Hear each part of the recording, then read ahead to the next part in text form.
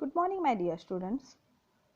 तंत्र स्नेही शिक्षण 2020-2021 में Shrimati R.D. Deshmukh, Gokhale education society, Shri Jayram Bhai high school Nashik road की अध्यापिका आपका हार्दिक स्वागत करती हूँ।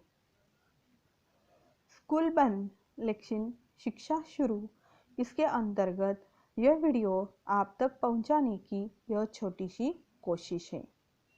तो बच्चों, आज हम हिंदी व्याकरण के बारे में पढ़ने वाले हैं। कक्षा 5वीं से 7वीं तक हिंदी का जो व्याकरण है उसमें एक टॉपिक है विराम चिन्ह। इन विराम चिन्हों के बारे में आज हम जानकारी प्राप्त करेंगे। विराम चिन्हों को अंग्रेजी पंक्चुएशन के नाम से जाना जाता है। अब बच्चों, पंक्चुएशन या विराम चिन्हों की आवश्यकता क्यों है या किसी भी भाषा में इनका प्रयोग क्यों किया जाता है, इसके बारे में आज हम जानकारी प्राप्त करेंगे। और साथ ही साथ में हिंदी में कौन कौन से विराम चिन्हों का प्रयोग होता है, इसके बारे में भी जानकारी देखेंगे।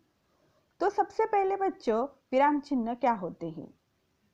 जब हम किसी भी भाषा को बोलते, पढ़ते या लिखते समय वाक्यों के बीच या अंत में थोड़ा रुकना होता है और इसी रुकावट का संकेत देने वाले लिखित चिन्ह विराम चिन्ह कहलाते हैं। इसका अर्थ ये है बच्चों, अगर हमें कुछ बोलना है और कहाँ पर हमें रुकना है या कहाँ पर हमें बोलना है, ये अगर हमने ठीक से सामने वाले को नहीं बताया तो हम जो बोल रहे हैं उसका अर्थ पूरी तरह से बदल सकता है। इसलिए इन विराम चिन्हों का भाषा में प्रयोग किया जाता है। अब यहाँ पर मैंने उदाहरण दिया है। विराम का अर्थ है रुकना या ठहरना। अब यहाँ पर एक उदाहरण है, विराम चिन्ह थोड़ा भी यहाँ वहाँ हो गया तो वाक्य का अर्थ किस प्रकार बदलता है, यह उस उदाहरण से पता चलता है। अब उदाहरण है मारो मत छोड़ो।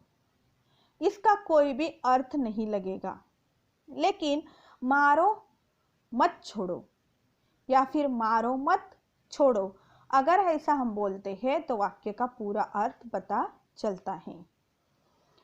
सबसे पहले जो विराम चिन्ह है हिंदी में उसका प्रयोग किया जाता है वो है पूर्ण विराम। यह पूर्ण विराम जो है वो वाक्य की समाप्ति पर लगाया जाता है। मतलब वाक्य पूरा हुआ है यह दर्शाने के लिए पूर्ण विराम का प्रयोग किया जाता है। यहाँ पर उदाहरण है, राजू पाठशाला में जाता है। जब वाक्य पूरा हुआ तो एक खड़ी पाई आपको दिखाई देंगी। ये खड़ी पाई जो है ये हिंदी का पूर्ण विराम है, जिसमें जो हिंदी भाषा में प्रयोग उसका किया जाता है। इसलिए पूर्ण विराम वाक्य के अंत में लगता है। दूसरा है अर्धविराम। पूर्ण विराम की अपेक्षा कम देर रुकने के लिए इसका प्रयोग किया जाता है। उदाहरण के तौर पर गांधी जी राष्ट्रपिता ही नहीं विश्व पुरुष भी थे। यहाँ पर गांधी जी राष्ट्रपिता ही नहीं, यह वाक्य पूरा नहीं हुआ है, इसलिए अर्धविराम का प्रयोग कर कर आगे का वाक्य उसके साथ जोड़ा गया है, इसलिए इसे कहते हैं अर्धविराम। तीसरा है अल्पविराम। अल्पविराम का अर्थ है थोड़ा विराम। अल्प मतलब थोड़ा। शब्दों को अलग दिखाना, वाक्यांशों को जोड़ना, इसी के लिए अल्प विराम का प्रयोग होता है। उदाहरण के तौर पर लाल, नीला, पीला और हरा मेरे प्रिय रंग है। यहाँ पर रंगों के अलग अलग नाम बताए हैं और ये अलग अलग नाम अलग है, यह दर्शाने के लिए हमने अल्प विराम का प्रयोग किया है। मतलब थोड़ा सा रुककर आने वाला शब्द बोलना, इसके लिए अल्प विराम का प्रयोग होता है। चौथा है प्रश्नवाचक चिन्ह। प्रश्नवाचक चिन्ह वाक्य के अंत में आता है और इस चिन्ह से प्रश्न पूछे जाने का बोध होता है और इसीलिए इसको प्रश्नवाचक चिन्ह कहा जाता है। यह कम कैसे करना है? इसमें देखा जाए तो प्रश्न पूछे जाने का बोध हुआ है और वाक्य के अंत में यह प्रश्न चिन्ह आया हुआ है और इसलिए इसे प्रश्नवाचक चिन्ह के नाम से जाना जाता है। इसका सिर्फ प्रश्न पूछने के लिए ही प्रयोग होता है, इसके अलावा इसका कोई और प्रयोग नहीं हो सकता। पांचवा जो भेद है वो है विस्मयादिबोधक चिन्ह।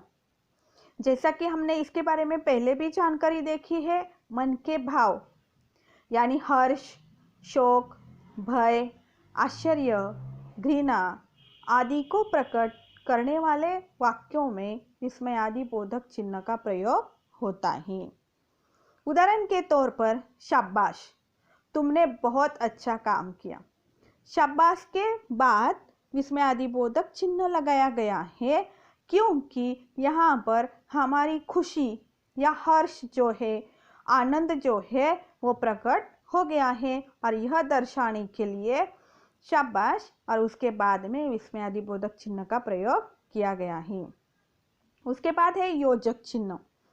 तुलना करने वाले शब्दों तथा शब्द युग्म के साथ योजक चिन्ह का प्रयोग किया जाता है। तुलना करने वाले शब्द मतलब कंपैरिजन, मतलब यहाँ पर उदाहरण दिया है थोड़ा सा, दूध जैसा, मतलब थोड़ा सा पानी मिलेगा। थोड़ा सा मतलब थोड़े जैसा, दूध जैसा मतलब दूध जैसा सफ़ेद, और माता पिता ये शब्द युग्म है, मतलब शब्दों की जोड़ियाँ। सातवां भेद है उद्धरण चिन्ह। उद्धरण चिन्ह दो प्रकार के होते हैं। एक है इकहरा उद्धरण चिन्ह। अक्षर, शब्द, किताब, वस्तु या व्यक्ति का नाम लिखने के लिए इस चिन्ह का प्रयोग होता है। उदाहरण के तौर पर रामधारी सिंह दिनकर महान कवि थे। रामधारी सिंह, इनका नाम दिनकर, ये जो है ये दर्शाने के लिए यहाँ पर इकहरा उद्धरण चिन्ह का प्रयोग किया गया है। दूसरा है दोहरा उद्धरण चिन्ह। इस चिन्ह का प्रयोग किसी के द्वारा कही गई बात को ज्यों का त्यों दिखाने के लिए किया जाता है। उदाहरण के तौर पर माँ ने राजू से कहा, बेटा सदा बड़ों का आदर करना। तो माँ ने राजू से जो बात कही है वो जैसी है वैसे ही दर्शाने के लिए हमने दोहरे उद्धरण चिन्ह का उपयोग किया है। इसलिए दोहरे उद्धरण चिन्ह का प्रयोग जो बात जैसी है वो दर्शाने के लिए किया जाता है। और आठवां जो है लाघव चिन्ह। इस चिन्ह का प्रयोग शब्दों को संक्षिप्त रूप में दिखाने के लिए किया जाता है। उदाहरण के तौर पर हम उदाहरण देखेंगे डॉक्टर। जब हम लिखते हैं तो डॉक्टर जो है वो सिर्फ डॉ लिखते हैं और उसके बाद जो चिन्ह लगाते हैं उसे कहा जाता है लाघव चिन्ह। टेलीविजन, हम टेलीविजन पूरा शब्द नहीं बोलते हैं तो संक्षिप्त रूप में हम बोलते हैं टीवी। तो जब हम टीवी बोलते हैं तो इनके अंत में लाघव चिन्ह का प्रयोग किया जाता है। प्रश्न, उत्तर, इस प्रकार शब्दों का संक्षिप्त रूप दर्शाने के लिए लाघव चिन्ह का प्रयोग होता है। धन्यवाद।